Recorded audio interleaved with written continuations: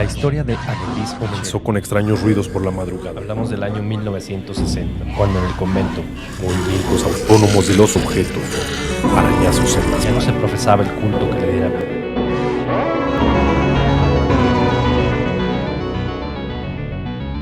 Hablemos de terror.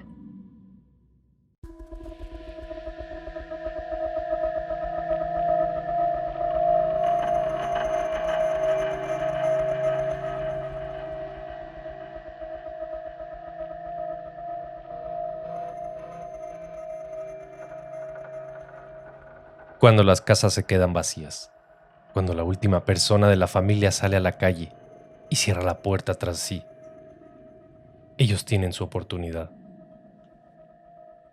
Se desprenden de las paredes, silenciosamente, y se van sentando en torno a la mesa, hundiendo sus pies en las ascuas del brasero, con la vana esperanza de calentar sus cuerpos muertos. Cuando los vivos se van a sus quehaceres y los otros van llegando y descansan un instante en su vagar eterno, el pájaro se retira tembloroso al fondo de su jaula y queda mudo. Los perros aúllan de esa manera tan particular y fúnebre, y los peces, si los hay, desorbitan sus ojos y se quedan entre dos aguas sigilando en su propio silencio. Por eso, si son los últimos en abandonar la casa y se dan cuenta que han olvidado algo, harían bien en no volver a entrar. Pero si acaso las circunstancias los obligan a hacerlo, introduzcan ruidosamente la llave en la cerradura, toquen el timbre, aunque sepan que no hay nadie, y entren silbando.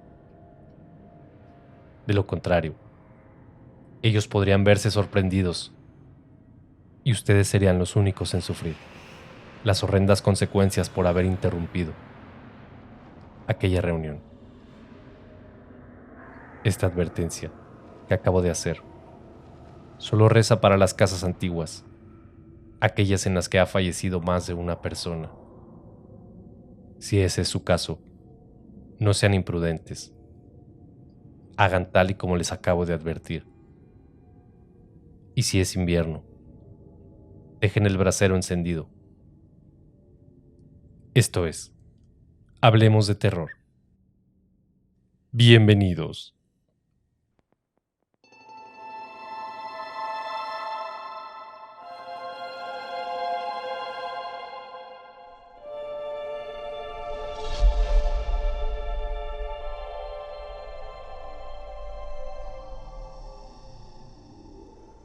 David recogió los libros, los guardó en la carpeta de plástico y se puso el abrigo.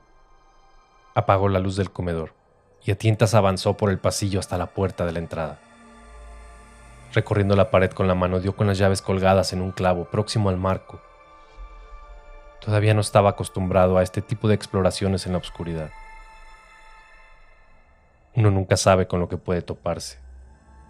Una araña, un saltamontes perdido, o quizás otra mano que se aferre a la nuestra. Abrió la puerta y dirigiéndose hacia el interior de la casa gritó: «¡Hasta luego!». Mientras le echaba llave, pensó que la despedida había sido inútil. No quedaba nadie en la casa, pero había sentido la necesidad de decir adiós. Quizá a los muebles, seguramente al perro, se dijo. Mowgli corrió hacia la puerta y arañó repetidas veces la madera, aullando lastimeramente. Volvió sus acuosos ojos hacia el interior de la casa y de una carrera se refugió en la cocina. Su cerebro irracional alcanzaba a comprender que a ellos no les interesaban los alimentos encerrados en aquel mueble alto, blanco y frío. Había que esconderse en el lugar más frío posible. Levantó el hocico, olisqueando el aire, y vio al pájaro en su jaula, en un rincón de la otra habitación. Flossie no había vuelto a cantar desde que ellos visitaban la casa. Los trinos se quebraban en su diminuta garganta y solo emitía un ronco silbido, cuyo eco desconcertaba al propio pájaro. Mowgli extendió las patas delanteras e hizo reposar su hocico sobre el suelo húmedo. Permaneció así durante un buen rato con la esperanza de que esta vez nada ocurriría. Pero cuando iba quedándose medio dormido, se oyó un aleteo en la jaula del pájaro, y una vibración que fue convirtiéndose en grave rumor comenzó a inundar la casa, acompañada de un zumbido que hacía temblar las paredes. Cuando David regresó eran ya cerca de las 12. Lucas y él habían decidido quedarse a estudiar gran parte de la noche, lo que significaba más o menos hasta la 1:30. «Esta habitación está congelada», comentó David. «Huele a humedad», señaló su compañero. «Cuando no estoy no me gusta dejar el brasero encendido». «Mowgli», le llamó a su perro. El perro salió de la cocina, sigilosamente y con el rabo entre las patas. Sus grandes ojos se enrojecían en el lagrimal y le daban un aire de profunda tristeza. Al ver a su amo, movió ligeramente el rabo como por compromiso, y sin más ceremonia se acurrucó junto al brasero que David acababa de encender. «No sé lo que le pasa a este perro», dijo David. «Cada día está más mustio. Como estas plantas», añadió señalando hacia unas macetas. Flossie emitió un trino afónico.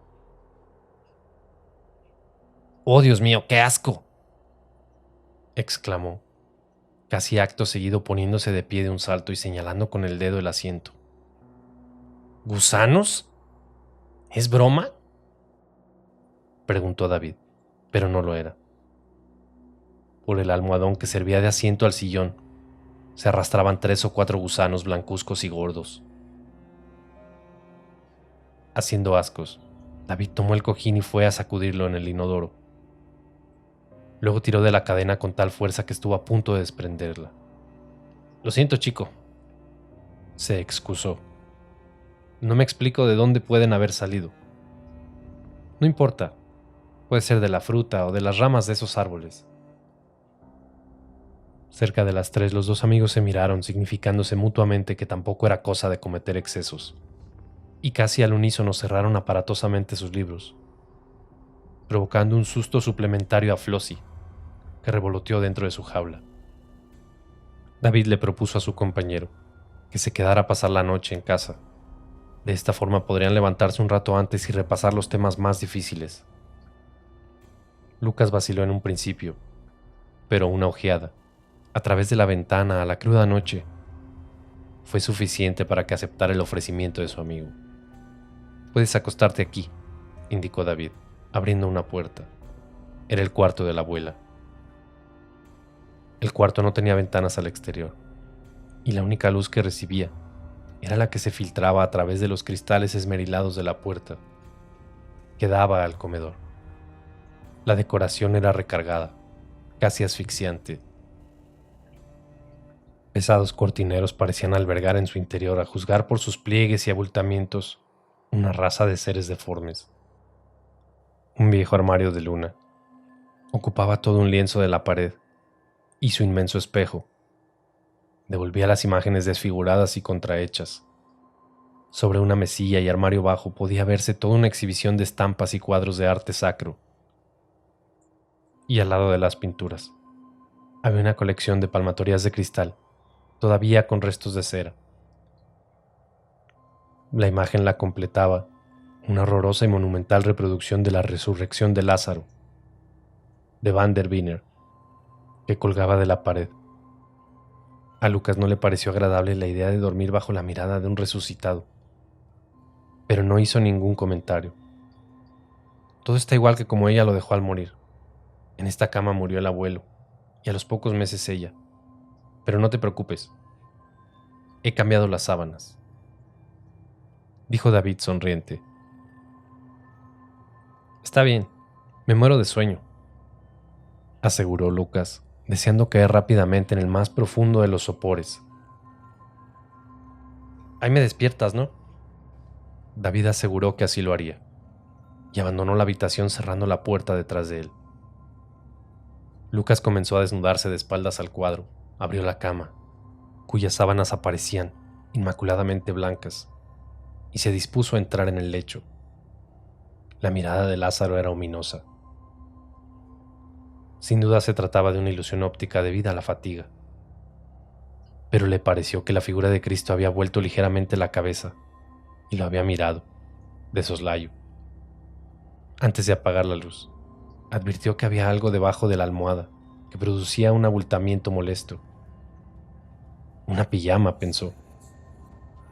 Tanteó bajo el cabezal y sus dedos tocaron algo frío y resbaladizo. No se trataba de una prenda de hombre, sino de un camisón. Por lo menos así lo creía, aunque provisto también de una especie de capucha para la cabeza.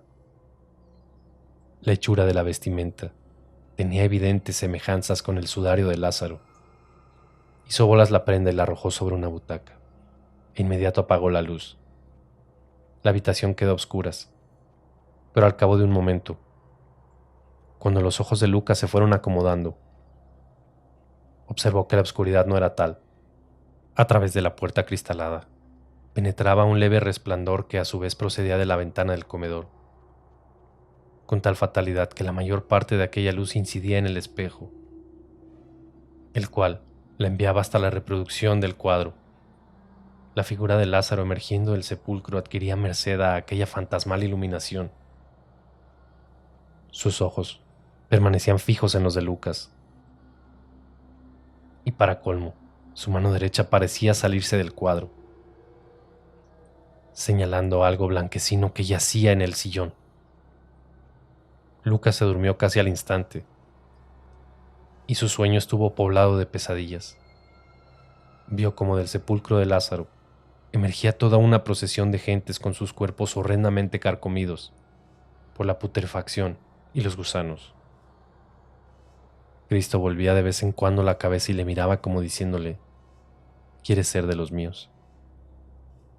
Después las santas mujeres Marta y María descendían del cuadro y, despojando a Lázaro de su sudario, cubrían con él a Lucas, que notaba por su cuerpo un hormigueo como de gusanos arrastrándose.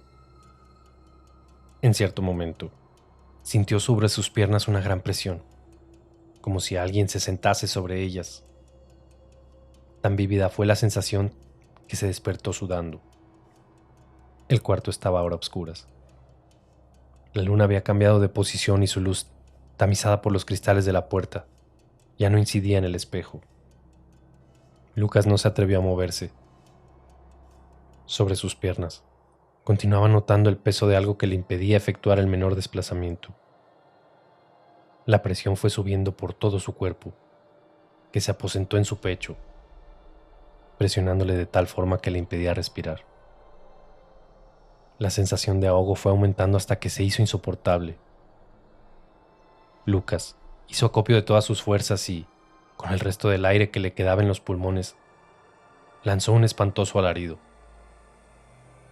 David abrió la puerta de la habitación y se quedó mirando a su compañero unos instantes. Ha sido una pesadilla. Lo siento, ¿te desperté? Ya estaba levantado, dijo David. Son las 8. ¿Has tenido frío?, preguntó a su amigo y abandonó la habitación. Lucas no comprendió el sentido de la pregunta hasta que hizo un esfuerzo para tirarse de la cama. Algo obstaculizaba sus movimientos, algo frío y resbaladizo. Lázaro parecía contemplarle ahora con una mirada más cálida.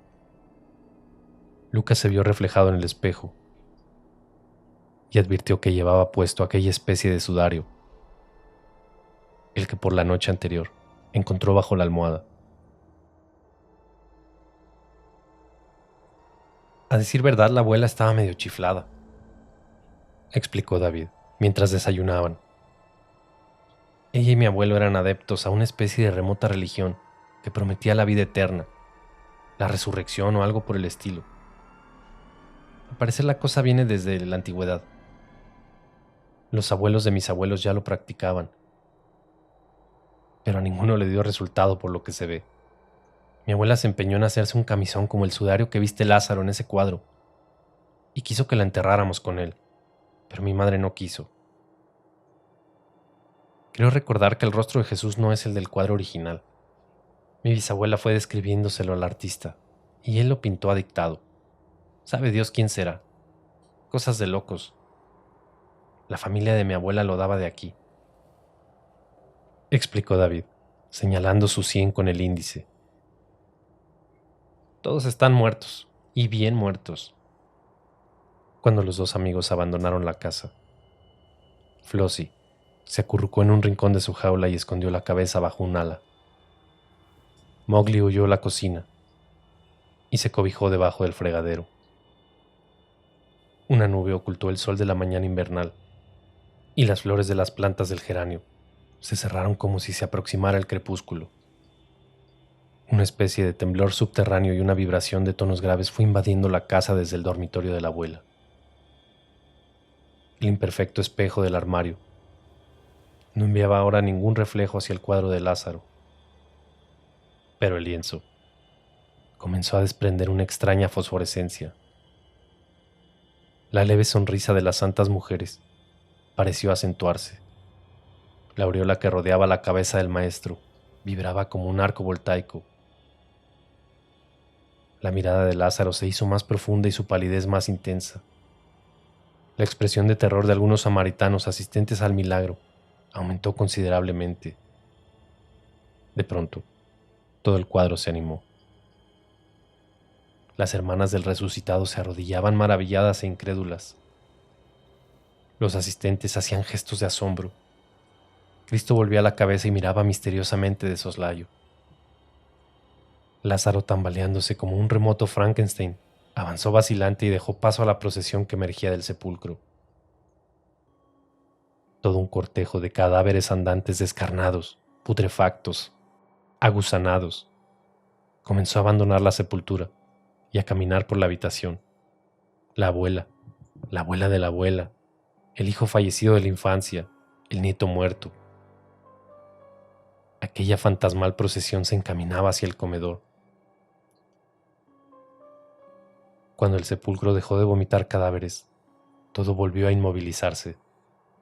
En torno a la mesa, silenciosos, horrendos, los familiares, así resucitados, constituyeron una espeluznante y muda tertulia, intentando acercar sus descarnados pies al brasero, que no estaba encendido.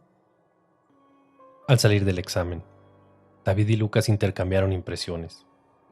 Ninguno de los dos se mostraba satisfecho, pero Lucas, no obstante, se abstuvo de confesar a David que lo que sí podía haber descrito perfectamente, con pelos y señales, era el cuadro del dormitorio de su casa.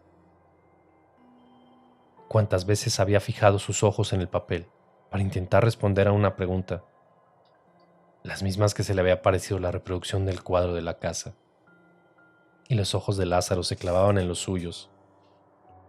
Quedaron de acuerdo para continuar estudiando por la noche, pero Lucas se las arregló para dejar bien en claro, sin ofender a su amigo, que aunque terminaran muy tarde se iría a dormir a su propia casa. Cuando Lucas, después de haber cenado, llegó a la casa de su compañero, el portero le entregó las llaves de la casa y le comunicó que David se retrasaría un poco. Había tenido que salir a unos asuntos. Lucas dio las gracias al empleado y se dirigió a la puerta con el manojo de llaves. Probó dos de ellas, pero la primera ni siquiera entraba en la cerradura y la segunda no giraba.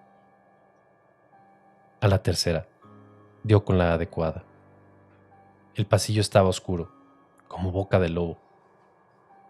Mientras tanteaba la pared para buscar la llave de la luz, se le pasó por la imaginación que Mowgli podía abalanzarse sobre él en cualquier momento, pensando que era un ladrón. Supuso que el perro reconocería su voz y le llamó. ¡Mowgli! Su voz sonó extrañamente opaca en la oscuridad. ¡Mowgli, bonito!, repitió, pero no obtuvo ninguna clase de respuesta. Finalmente encontró el interruptor. El comedor estaba helado y olía más que nunca a humedad. Tuvo la sensación de que había interrumpido algo, como cuando alguien entra a una habitación y los presentes se callan porque están hablando del recién llegado. Encendió el brasero y depositó los libros sobre la mesa. Se sentó en una butaca y deseó fervientemente que David llegara cuanto antes. Poco a poco, el brasero se fue calentando más, y Lucas acercó las piernas. Después buscó al perro por toda la casa, pero no logró dar con él. No puede estar en el dormitorio de la abuela. La puerta está cerrada. Tuvo que reconocer, no obstante, que aquella habitación era la única que no había registrado. Abrió la puerta de cristales y, asomando la cabeza, susurró: «Mowgli». Algo brillaba en la oscuridad, pero para encender la luz era preciso atravesar la estancia hasta alcanzar la pera situada a la cabecera de la cama. Rígidamente, sin mirar a un lado ni a otro, llegó hasta el interruptor y lo pulsó. Lo que brillaba a los pies del cuadro de la resurrección era la correa de paseo del perro. Visto desde la base del lienzo, Lázaro parecía casi humano y no cesaba de mirarle. Lucas recogió la cadena y abandonó la habitación. Se sentó junto al calentador, jugueteando con los eslabones metálicos, y esperó. De pronto tuvo la sensación de que en la parte derecha del cuadro, junto a uno de los asistentes al prodigio, había visto dibujada la figura de un perro, cosa en lo que antes no había reparado.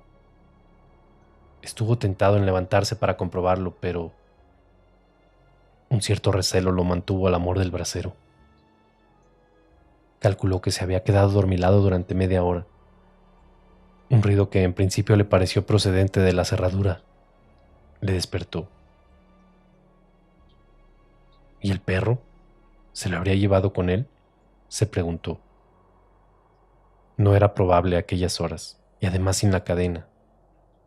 Durante su corto sueño había creído oír un aullido lejano, un aullido tristísimo y fúnebre, como los lamentos que emiten los perros cuando presienten que alguien va a morir durante la noche. Cerca ya de las 12, se oyó el ruido de la llave girando dentro de la cerradura, y entró David. Las luces del comedor estaban encendidas y sobre la mesa había 3 libros. «Lucas», llamó, pero no obtuvo respuesta. «Mowgli».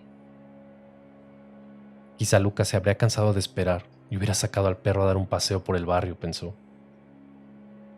Lanzó una maldición cuando notó que el brasero estaba encendido, aunque no lo desenchufó. Siempre estaba temiendo un incendio desde que leyó algo en el periódico sobre las personas que se ausentan dejando la calefacción individual prendida. Entró en el cuarto de la abuela, pero también estaba vacío. Desde el cuadro, Lázaro le miraba de manera casi insolente, y el rostro de Cristo debía demostrar una sonrisa de triunfo. Pensó que lo más indicado era dar una vuelta por las calles de la vecindad y buscar a Lucas. Tomó el llavero, se puso el abrigo y salió de casa. Apenas se oyó el portazo que indicaba la salida de David, cuando un aullido lastimero, procedente de la habitación de la abuela, fue invadiendo todos los rincones de la casa. La pintura comenzó a emitir una extraña fosforescencia, como de fuego, y la angustiosa vibración que hacía retemblar los cristales se extendió por toda la vivienda. Los ojos de Lázaro parpadearon y clavaron en el maestro una mirada de inteligencia. Varios de los asistentes dieron un paso atrás y algunas santas mujeres se taparon sus ojos con las manos. Un olor fétido fue llenando la estancia cuando Lázaro puso el pie en el suelo. Cuando se encontraba ya en la placita, después de transcurrido un largo rato y sin haber localizado a Lucas, David se dio cuenta de que había dejado el brasero encendido. Volvió sobre sus pasos, subió apresuradamente las escaleras y ya en la puerta de su casa se detuvo jadeante. Del interior de su casa llegaban murmullos como de conversaciones o de rezos, y a intervalos se oían aullidos lastimeros. Con toda precaución, introdujo la llave en la cerradura y la hizo girar abriendo la puerta milímetro a milímetro, y entró a la casa, cerrando tras de sí con la misma precaución. El murmullo de rezos se hizo más intenso. David avanzó lentamente por el oscuro pasillo hacia el comedor. y cuando desde lejos todavía pudo vislumbrar un fragmento de la habitación, observó que Lucas estaba sentado en una de las sillas y rodeándole había una serie de personas.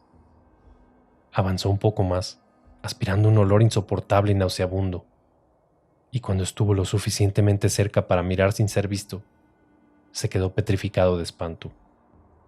Algo, un espectro, un cadáver medio corrompido, era lo que él había tomado por su amigo. Y sin duda, aquello era Lucas. A su alrededor, buscando el calor del brasero con sus pies putrefactos, había media docena de seres igualmente repugnantes. Murmurando, aquel espectáculo hizo que la sangre se helara en sus venas. A los pies, si así pudieran llamarse, de uno de aquellos monstruosos, había algo que le pareció la figura de su perro. En ese instante crujió una de las maderas del pasillo, y la macabra asamblea interrumpió su murmullo. Aquello que parecía ser Lucas levantó su repulsiva faz y clavó en David una terrible mirada. Una mirada mezcla de profunda tristeza, compasión y sombría bienvenida. David reunió las pocas fuerzas que le quedaban y cuando ya parecía a punto de desmayarse, dio un grito de auxilio pidiendo ayuda a su fiel perro. ¡Mowgli! ¡Mowgli, a mí! ¡Mowgli! El perro levantó la cabeza al oír su nombre. Sus vísceras colgaban como jirones a través de sus amarillentas costillas. En el lugar donde deberían estar sus ojos, solo había 2 cuencas vacías. Pese a todo eso, el fiel perro se incorporó e iniciando una carrera se apresuró a cumplir la orden de su amo. Corrió pasillo adelante de un gigantesco salto y hundió sus afilados colmillos en la garganta de David. En el cuadro de la alcoba, el maestro volvió ligeramente la cabeza y cruzaba una mirada de complicidad con Lázaro. Al cabo del tiempo en la casa abandonada, cada noche tenía lugar la misma representación del cuadro. 3 cuerpos lo habían aumentado: David, Lucas y el perro Mowgli. Pero nadie encendía el brasero.